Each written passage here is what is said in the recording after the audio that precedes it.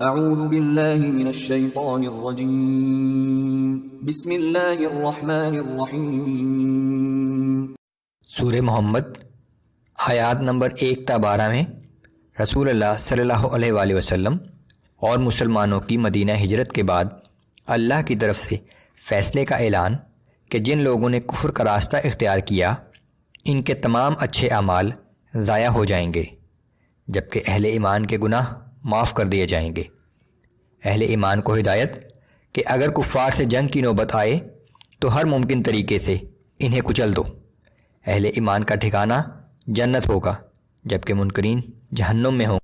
بسم اللہ الرحمن الرحیم۔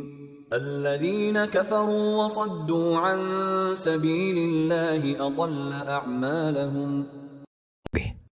جن لوگوں نے خود بھی کفر کیا اور دوسروں کو بھی اللہ کی راہ سے روکا تو اللہ نے ان کے تمام اچھے اعمال ضائع کر دیے۔ والذین آمنوا وعملوا الصالحات وآمنوا بما نزل على محمد وهو الحق من ربهم كفر عنهم سیئاتهم وأصلح بالهم۔ اور جن لوگوں نے ایمان قبول کیا نیز اعمال صالح بھی کیے اور محمد صلی اللہ علیہ وآلہ وسلم پر نازل کیے گئے قرآن پر بھی ایمان لائے جو کہ ان کے رب کی طرف سے دین حق ہے، تو اللہ نے ایسے لوگوں کے گناہ زائل کر دیے اور ان کے حال کی اصلاح کر دی۔ ذلك بأن الذين كفروا اتبعوا الباطل وأن الذين آمنوا اتبعوا الحق من ربهم۔ یہ فرق اس لیے ہے کہ جن لوگوں نے کفر کا راستہ اختیار کیا انہوں نے باطل کی پیروی کی، اور جو ایمان لائے انہوں نے اپنے رب کی طرف سے آئے ہوئے دین حق کی پیروی کی۔ كذلك يضرب الله للناس أمثالهم۔ اس طرح اللہ لوگوں کے سمجھنے کے لیے انہی کے متعلق مثالیں بیان کرتا ہے۔ فَإِذَا لَقِيتُمُ الَّذِينَ كَفَرُوا فَضَرْبَ الرِّقَابِ۔ پھر جب میدان جنگ میں تمہارا مقابلہ کافروں سے ہو تو ان کی گردنیں اڑا دو، حَتَّى إِذَا أَثْخَنْتُمُوهُمْ فَشُدُّوا الْوَثَاقَ فَإِمَّا مَنًّا بَعْدُ وَإِمَّا فِدَاءً حَتَّى تَضَعَ الْحَرْبُ أَوْزَارَهَا ذَلِكَ۔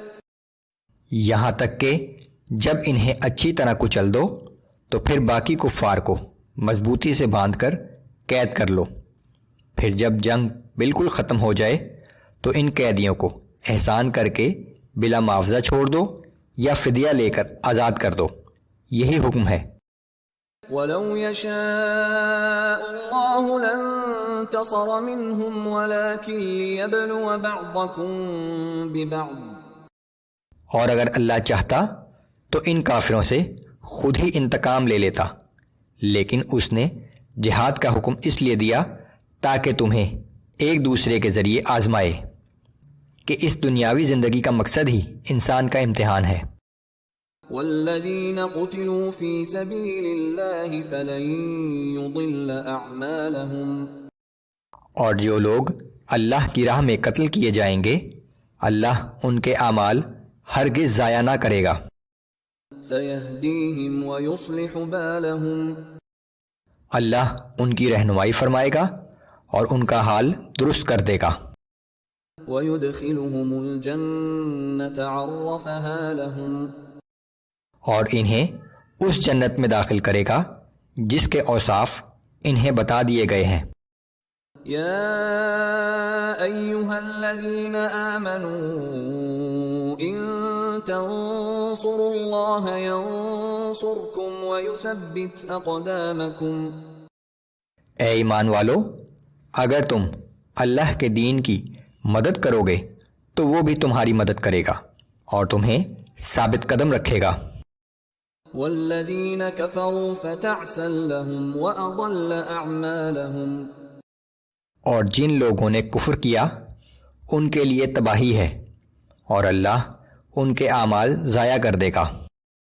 ذلك بأنهم كرهوا ما أنزل الله فأحبط أعمالهم اس کا سبب یہ ہے کہ انہوں نے اللہ کے نازل کردہ احکام کو ناپسند کیا، لہٰذا اللہ نے ان کے اعمال نیست و نابود کر دیے۔ أفلم يسيروا في الأرض فينظروا كيف كان عاقبة الذين من قبلهم کیا ان لوگوں نے زمین میں چل پھر کر نہیں دیکھا کہ ان سے پہلے کے نافرمان لوگوں کا کیا انجام ہوا؟ دمر الله عليهم وللكافرين أمثالها اللہ نے انہیں تباہ و برباد کر دیا اور ان کافروں کا بھی ایسا ہی انجام ہونے والا ہے۔ ذلك بأن الله مولى الذين آمنوا وأن الكافرين لا مولى لهم، یہ اس لیے کہ اہل ایمان کا حامی و مددگار تو اللہ ہے، لیکن کافروں کا کوئی حامی و مددگار نہیں۔ ان الله يدخل الذين آمنوا وعملوا الصالحات جنات تجري من تحتها الانهار، جو لوگ ایمان لائے اور نیک اعمال کرتے رہے، یقیناً اللہ انہیں ایسے باغات میں داخل کرے گا جن کے نیچے نہریں بہتی ہوں گی۔ والذين كفروا يتمتعون ويأكلون كما تأكل الأنعام والنار مثوى لهم، اور جن لوگوں نے کفر کا راستہ اختیار کیا وہ محض دنیا کی چند روزہ زندگی کے مزے اڑا رہے ہیں اور جانوروں کی طرح کھا پی رہے ہیں، بالآخر ان کا ٹھکانہ جہنم ہے۔